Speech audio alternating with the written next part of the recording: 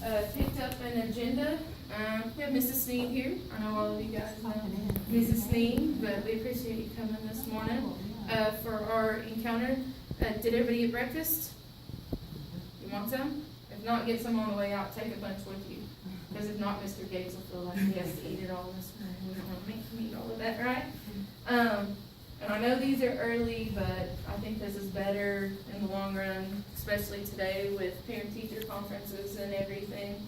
A couple reminders real quick. We've got a release time that we need to make sure that we're getting in. If you haven't talked with your mentor about when you want to schedule that, speak with them and let's get that on the books. And if you have any questions about subcodes or getting that in, let me know, let your mentor know, and we'll make sure we get that in there. Katrina knows how to do it. I know Coach Womack knows how to do it. We may need to talk with Stephanie, and Brandon's good on it too. If you have any questions at all about that, or maybe activities or things that you might, like you're not sure what to do on your day and you need some help with that, if you'll let me know, maybe I can help you figure out places to go. If you're wanting to observe other teachers, maybe I can help you find other campuses or a workshop. We've got a lot of good resources in Mansfield ISD, so we can find something. If I don't know, Mrs. Sneed might know, and we can help you out with that. Speaking of parent-teacher conferences, we do have parent-teacher conferences tonight. You guys have been having parent-teacher conferences maybe, because that's something Dr. Nunley does different on our campus. Instead of just Thursday night and Friday like most high school campuses do, we offer them an entire week. Have they been going pretty good so far? Yeah? You haven't had any yet? You haven't? All right. Well, huh? You're jealous? Well, if it makes you feel better, I had 10 the very first day you could have them. So I completely and totally get it. I encourage them to come, so I kind of bug them and encourage them to come.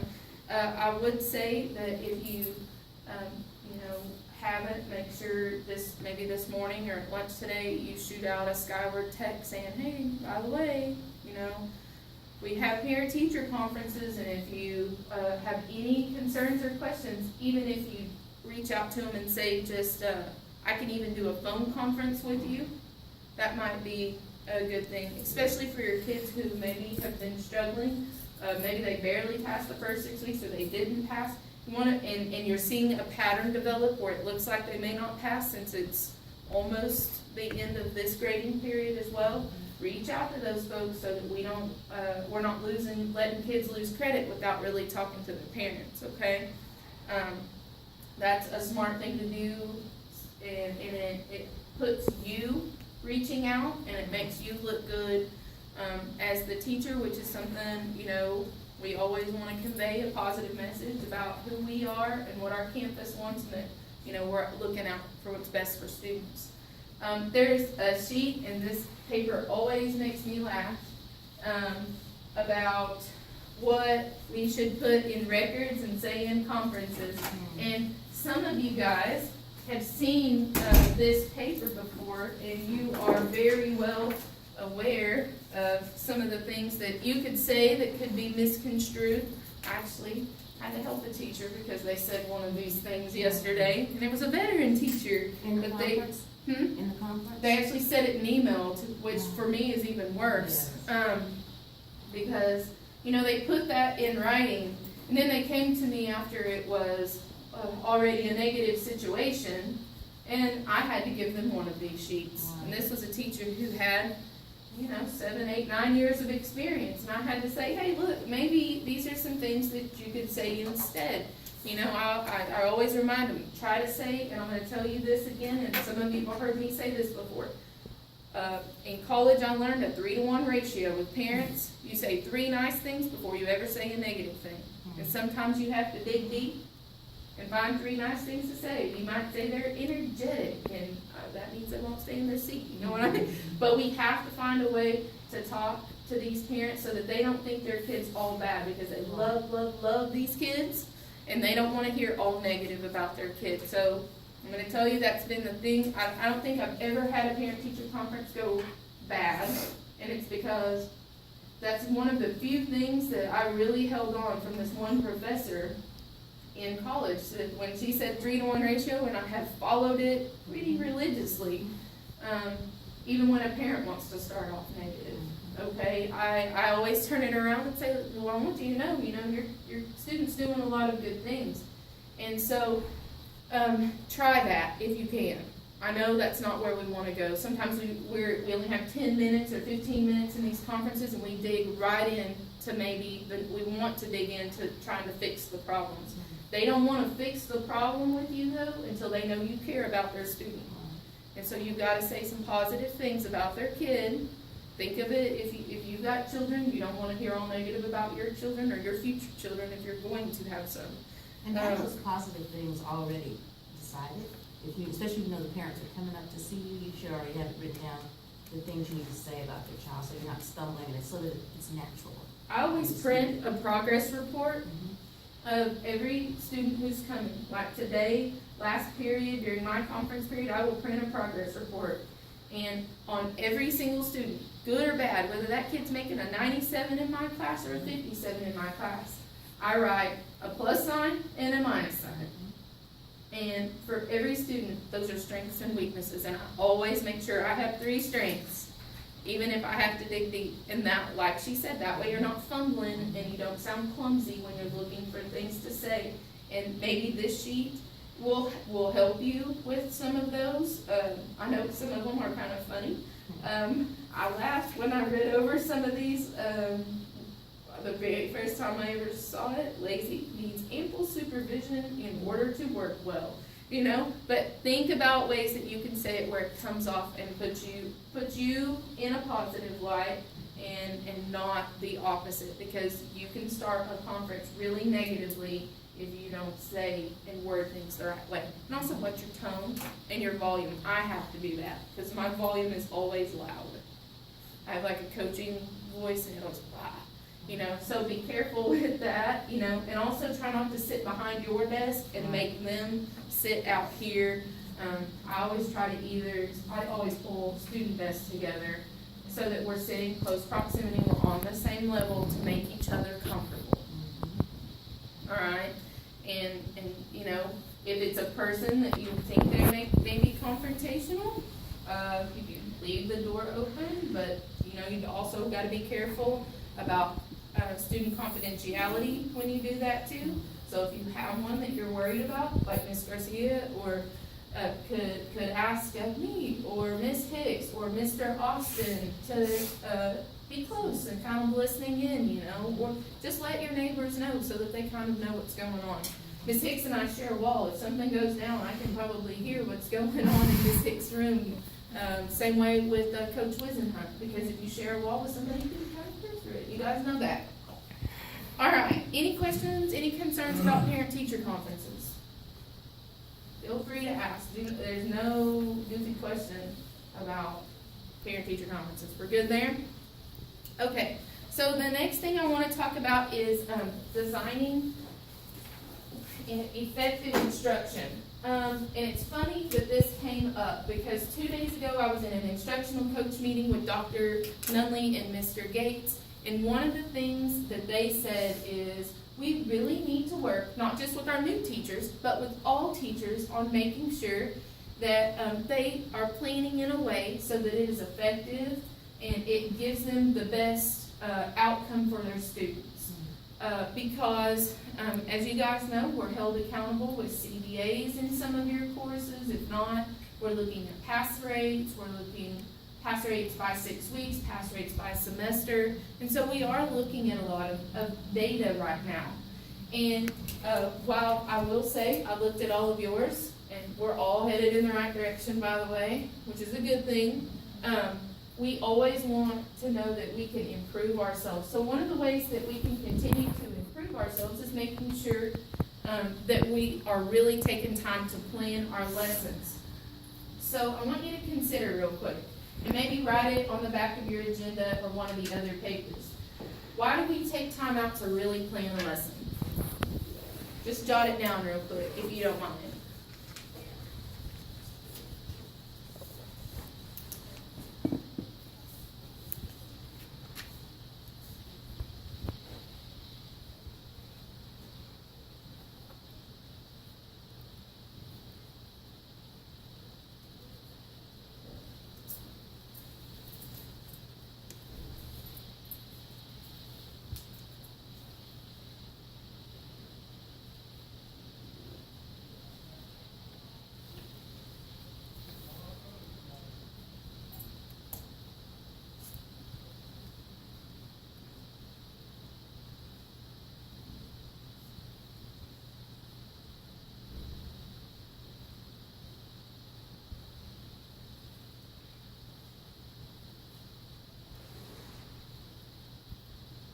think everybody has at least a couple of things down. Is there anyone who would be willing to share at least one or two of your things with the group? Why you feel like? Go for it. I said to make sure that the lesson is engaging, effective use of time and classroom space so that you know you're not going to be only 45-minute lesson in a 90-minute class and just have them sitting there. To make sure that all of the other teachers in that same subject are all on the same page and we're all teaching every student the same material, and to make sure that we're covering the state standard needs. Good. Okay. And TEKS are important. One of the things Dr. Nunley said the other day was we need to make sure that our I wills and our we wills are, especially our we wills, are aligned to our TEKS. And so, hey, if you take time and you know exactly what TEKS you're covering, it's easy to just take time right then and write your we will. When Miss Hicks and I plan together, that's one of the things we do. In that way, our we will, we don't have to come up with first thing in the morning, and we're not stressed about coming up with a good we will. So we always come in and we talk about what we're going to do, and we go ahead and write and pre-plan our I wills and our we wills. So that's really good. Who else has something maybe else that you might add? Because I see she's underlining engaging here, and that's important. Student engagement, it has been a struggle for some of us early on with this new system we're on right now with the block schedule. And so keeping kids motivated and engaged for 90 minutes is a struggle. Does anybody have anything else, or Ms. Chambers hit a home run? She hit a home run? Yeah. All right, she did. That's as good of an answer for a first-year teacher as I think I've ever heard for that question. So almost everything you talked about and a little more, we're going to run through real quick. When we consider planning, we have to think about why do we do it and how is this going to benefit my students, number one, and me, number two. If we're not always putting students number one, folks, we've got a problem, okay? Even if it means we have to step out of our comfort zone. So, you're right. We've got engagement. That's the first thing on our list. Confidence. How many of you guys have ever gone into a lesson and you're a little shaky on it? I have. I'm not going to lie. I have. Okay, I remember when I first started teaching AP Human Geography, I was like, okay, I've taught geography for 7 years, but I've never taught AP Human Geography, and this feels different. And I felt uncomfortable because the material was new to me, and not only was the material new, but I was new to the activity, so I wasn't sure how it was going to go. I want to make sure that the lesson plan, and this is a word that I learned from Mr. Sneed when I came to Mansfield. He used to say that to us all the time. If your activities, if your conversations with your students, if their conversations with each other are not purposeful and academic, there's something wrong. And so purposeful is something you need to make sure. And then it's clear what they're going to learn, and you're framing that lesson. And then, of course, you said it, aligned to the curriculum, okay? And so those are the benefits. I want to talk a little bit about backwards design. How many of you in your student teaching maybe, someone talked with you about backwards design? Anybody? Read the test first before you. Very good. That's exactly what you do. So Ms. Hicks and I do this a lot. We will sit down and we will say, okay, here's our unit. What do we want? And we just start a list. What do we want our students to learn? And we write down every single thing we want them to learn. And where do we get that? We've gotten it from the TEKS, and we look at the AP articulation. And we make sure that everything on there, our students are going to learn. So we start with the end in mind, what we want them to learn. Then we design, like Mrs. Garcia said, we design our assessment.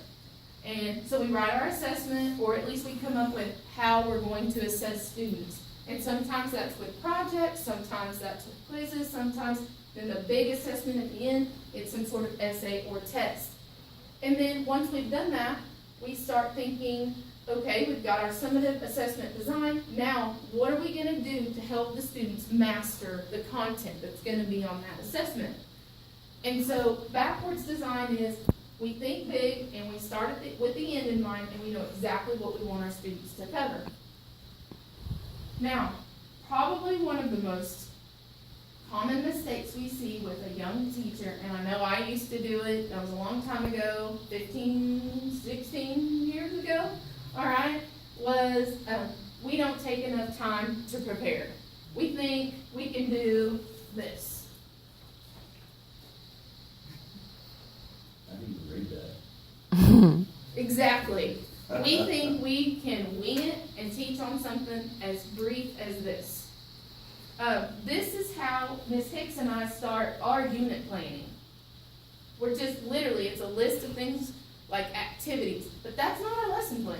That's our unit plan, okay? But we think that's enough because some older teacher, more experienced teacher can do it that way. And so we think we can. And really the older, more experienced teacher isn't doing it very well that way most of the time either. Okay? And so we can't fail to prepare. Our students are not ever going to get to their best if we plan like that. So the two things we got to remember is we need to plan by the unit, and then always try to have 2 weeks worth of daily lesson plans planned ahead at all times. I know for some of you that would be a struggle right now because you're just trying to adapt to everything else, but that's our goal. And we don't want to rush to cover material with our students. These are some of the common problems that we see. You're trying to get, because there's a CDA coming, you're trying to rush through the material. And you know it's coming and you've got to hurry. You know, Cody's in a position right now where he's got CDAs upon him constantly. Like he feels like it's there before he has time probably to cover everything at times. I know him and his mentor talk about that a little bit. I was talking with Ms. Montajami about it the other day. And so you have to try not to rush through what you're teaching. You've also got to make sure you connect it to what you've previously learned. Tell them why they're learning it and how it connects to what they've learned in the past. Then you need to make sure that you aren't testing them on stuff they haven't mastered. Sometimes I look at my test and I'm like, why did all the kids miss number 26? And then I go back and I look at it and I didn't teach that content very well. So I have to look at my test and I've got to decide what to do with that question. Maybe I need to pitch that question out of there. We've got to make sure we're differentiating, and we've got to make sure we're assessing students in a lot of different ways. All right, students need a lot of varied assessments. This is one of my favorite quotes, and I don't know if you've ever read stuff by Stephen Covey, but when I made this presentation for Keeps, I wanted to make sure that I included this. And it's, the key is not to prioritize what's on your schedule, but to schedule your priorities. Lesson planning has to be one of your priorities, and you have to schedule it. Even when it doesn't fit in your schedule, you have to make it fit in your schedule. You need to set aside some time that's not interrupted. You need to know what you're supposed to cover as far as curriculum and standards before you ever start. You've got to do some research and talk with other teachers who do the same thing. All of you guys, you got somebody who teaches the same thing you teach in this building, except for Coach Mallard. Coach Mallard doesn't. So she's going to have to find other resources. She teaches health. She's the only health teacher on this campus. So she's got to find teachers at other campuses. She's got to find online resources. But you've got to talk to other people. But be organized and have your materials ready so that when you sit down, you're not wasting your time. Do they have common planning periods? Some of them do, some of them don't, especially if they teach more than one content area. Like Coach Tiffy teaches geography and government. And he also has a really weird schedule with coaching, and he's been having to cover, because Coach Manley's been out, he's been having to cover all of softball, so it's been really hard for Coach Tiffy. I do think you do with Katrina, right? I have common planning with chemistry, but I teach biology in the common planning period for the biology teachers. Oh, so she doesn't get to common plan with biology. You get to common plan, right? And I don't have common planning with anyone as an instructional coach. So it doesn't always work perfect. We tried, but the schedule didn't work perfect, especially if you have, I know Ms. Garcia meets with other teachers sometimes after school, but that doesn't always work for everyone. So where do you start? You want to make sure you look at your year at a glance. MISD has great curriculum resources for us. You want to create unit plans and then create a daily plan. So that thing that I was showing you guys a while ago, These are our unit plans. So don't panic and think, oh my gosh, Miss Alloway teaches off of this foolishness because Tiffany can't even read. Okay? It's funny, cause I got one like that. Oh, you have one like that? It's my lesson plans, I write it all out, so I Yeah. have it written out, but it's similar to that. Yeah, you have to do this. It helps you keep in perspective too, what do I need to cover before the end of this deal? Alright, what do I need to cover before the end? So those of you who are unaware, and I'm gonna send this presentation out to you. If you don't know where to go get your curriculum, I think most of you do, because you all do, good.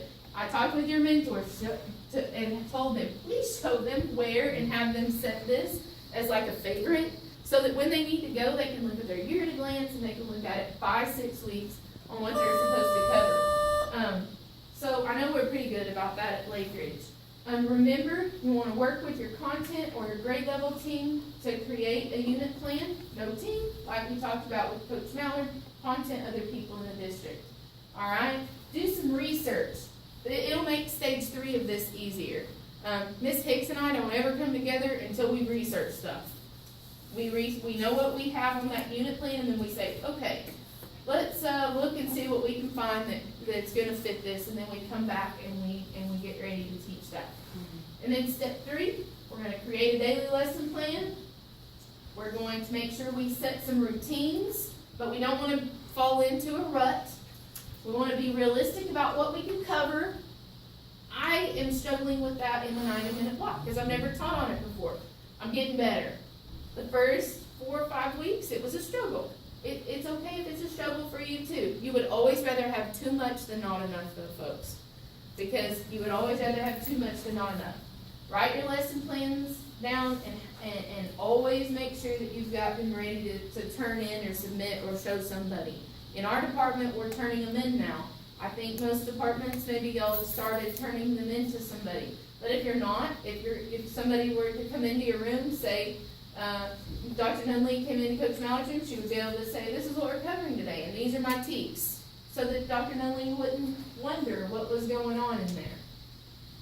So this just tells you everything you should include. You should have your standards, your objectives, your opening activity. I call these a bell ringer. What do y'all call them? Warm-ups, bell ringers, bell work, something like that. Your instruction, that's you talking to students, the activities, how you're gonna close it up, if they're gonna have any homework, articulate that, and then how are you going to assess it? Are any of you guys pre-writing your questions right now?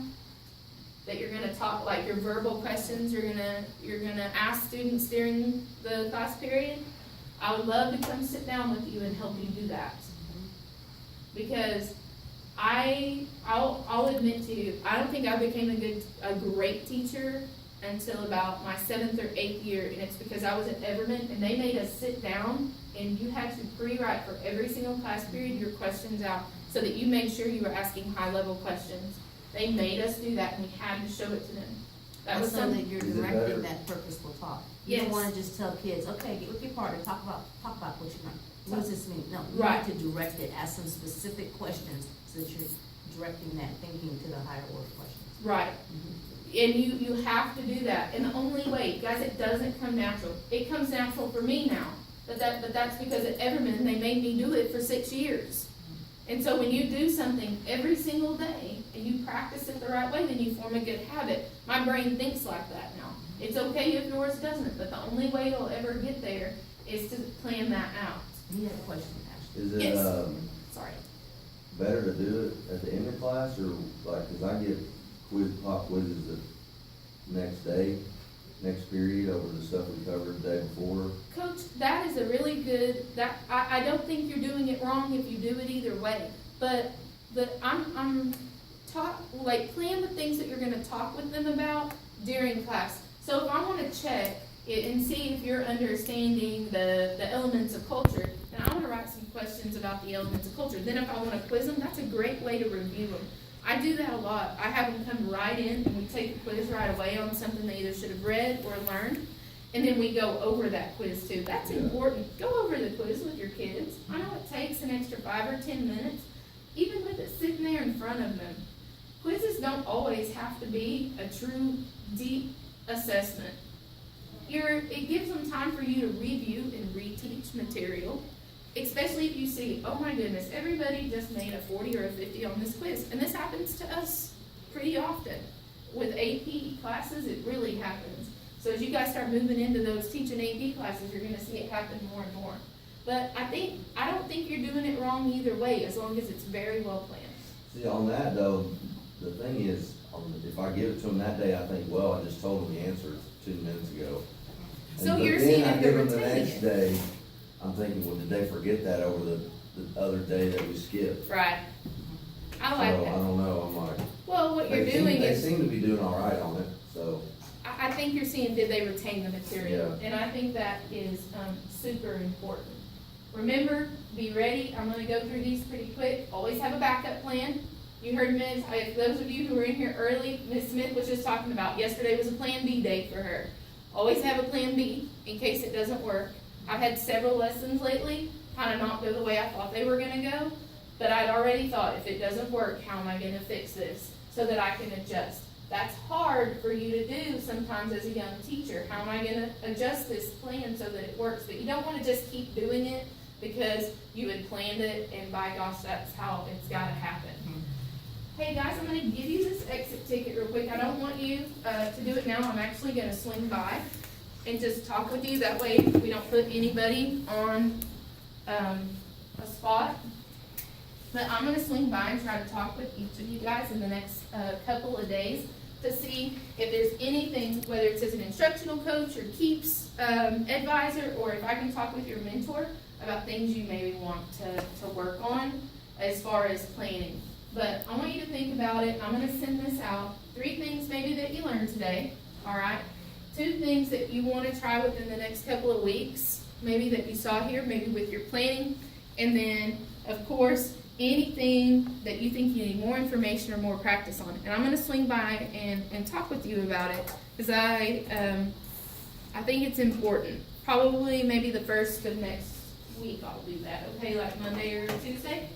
And then the other thing is I'm gonna shoot out a little survey, and if you would, just take a second, it's only 4 or 5 questions, all right? Just take a second and answer that for me if you don't mind. All right, anything that we need to help you with? Anything y'all need at all? Thank you, ma'am. You got your green sheets, those are your M&M moments, so thank you guys for turning these in. Most of you have already turned them in to me, and if you guys don't have anything else, I know you gotta get to class, so thank you very much.